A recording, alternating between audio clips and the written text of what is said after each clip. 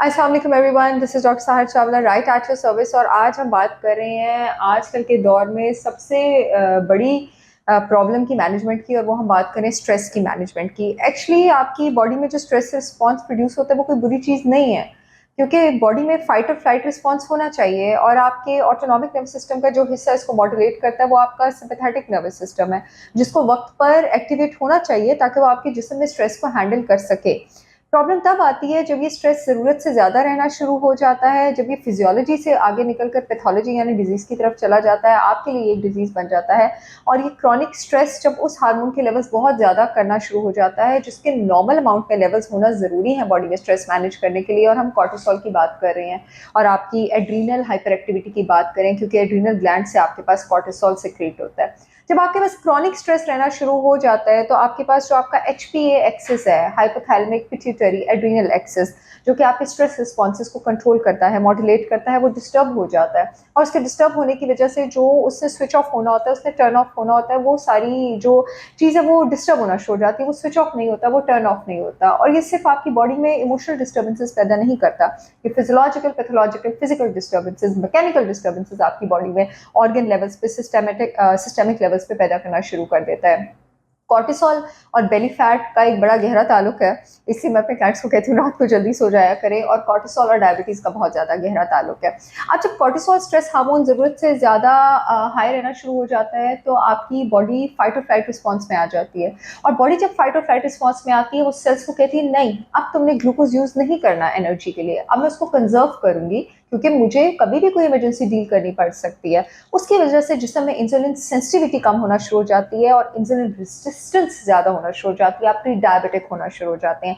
अब blood glucose levels जो है बॉडी में हाई होते हैं, ग्लूकोज की मोबिलाइजेशन ज़्यादा होती है, लेकिन उसकी यूटिलाइजेशन नहीं हो रही है, क्योंकि बॉडी समझ रही है कि उसको किसी भी वक्त कोई भी थ्रेट आ सकता है। ब्लड में जब ग्लूकोज लेवल्स क्रॉनिकली हाई होते जाते हैं, आपको हाइपरग्लाइसीमिया होता जाता है, ultimately you become diabetic, pre diabetic. यही वजह है कि जिन लोगों की बॉडी में कॉर्टिसोल ज़्यादा होता है, स्ट्रेस ज़्यादा होता है, कॉर्टिसोल ज़्यादा होने की वजह से, इंसुलिन रेजिस्टेंस ज़्यादा होने की वजह से, क्योंकि लिपिड सेल्स, इंसुलिन जितना ज़्यादा होगा लाइपोजेनेसिस उतनी ज़्यादा होगी, फैट सेल, लिपिड सेल उतने ज़्यादा बनेंगे, तो उनकी बॉडी में उनको हाइपर कोलेस्ट्रोलीमिया भी होता है, उनकी हाइपर ट्राइसाइग्लिसरीमिया भी होता है, ट्राइग्लिसराइड्स भी हाई होता है, उनका बेली फैट भी इसी वजह से ज़्यादा होता है, और वो डायबिटिक भी इसी वजह से होते हैं।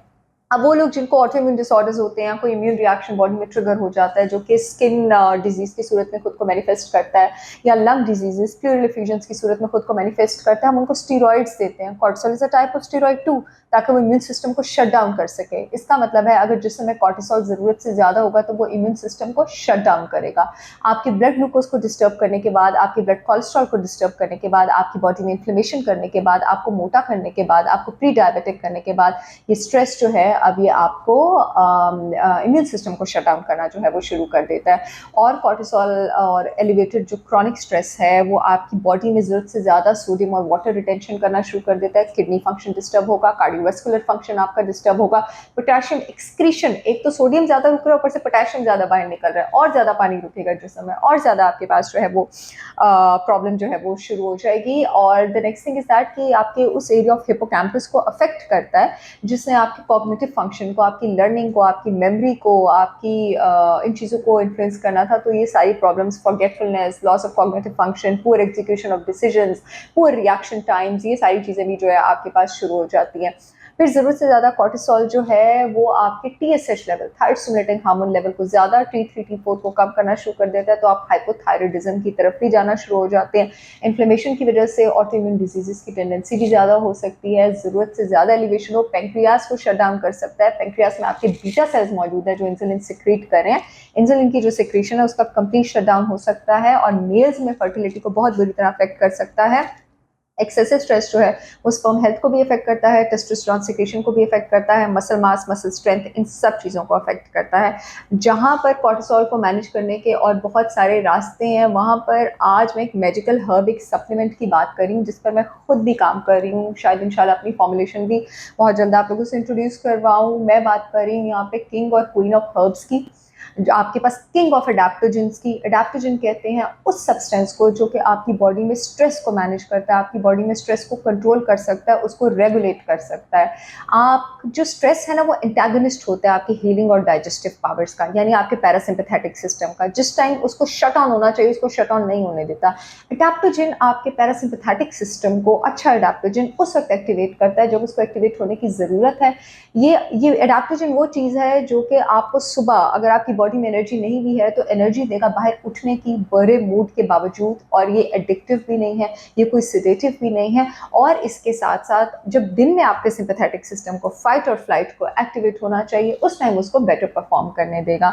सो I am talking about ashwagandha today, जो कि एक इंडियन हर्ब है लेकिन अब हमारे यहाँ पे भी माशाल्लाह से बहुत पॉपुलर है।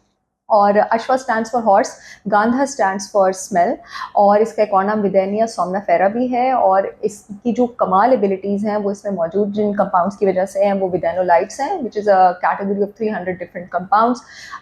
थोड़ी सी इसकी बायोकेमिस्ट्री की बात प्लीज़ करूँगी, फिर आगे बात करूँगी। So it is amazing, it has copper, it is zinc, it has iron, it is chromium, it is manganese, it is vitamin B6, it is saponins, it is alkaloids, it has a lot of antioxidants.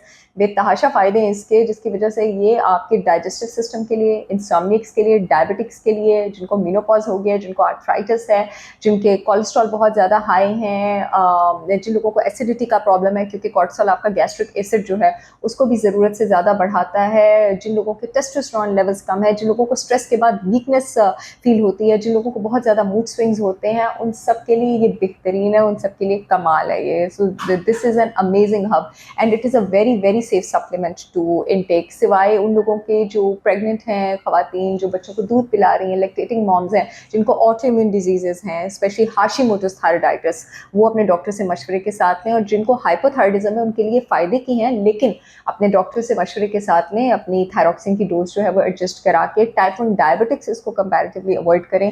जो BP की medications ले रहे हैं, जो thyroid की medications ले रहे हैं, उन्होंने एडजस्टमेंट करवानी है अपने डॉक्टर से, अपने न्यूट्रिशनिस्ट से, फिर इनको यूज़ करना है। Otherwise this herb is just amazing. ये आपके इम्यून सिस्टम को डायरेक्टली एक्टिवेट करता है, आपके WBCs, आपके मैक्रोफेजेस, आपके प्लेटलेट्स को एक्टिवेट करके इनडायरेक्टली आपके एनीमिया में भी हेल्प करता है, बिकॉज इसमें विटामिन B6 है जो रेड ब्लड सेल्स बनाने में हेल्प करता है, आपके पास हीमोग्लोबिन को बनाने में हेल्प करता है, आपके हेयर के लिए, आपकी स्किन के लिए ये बहुत अच्छा है।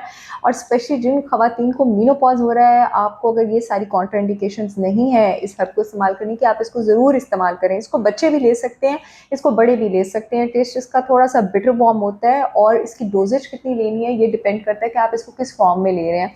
अगर आप इसको एक्सट्रैक्ट की फॉर्म में ले रहे हैं तो ये ज़्यादा कॉन्सेंट्रेटेड फॉर्म में आपको मिलेगा एज़ कम्पेयर टू रूट और लीव्स।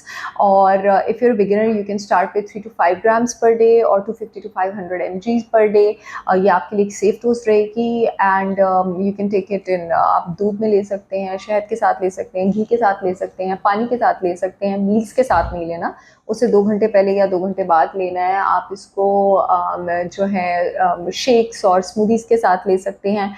ये वेट गेन, वेट लॉस दोनों में काम आता है, डिपेंड करता है आप इसको पानी के साथ लेते हैं या शेक्स और स्मूदीज़ के साथ लेते हैं, और अपना बाकी कैलोरी काउंट जो है वो किस तरह मेंटेन करते हैं।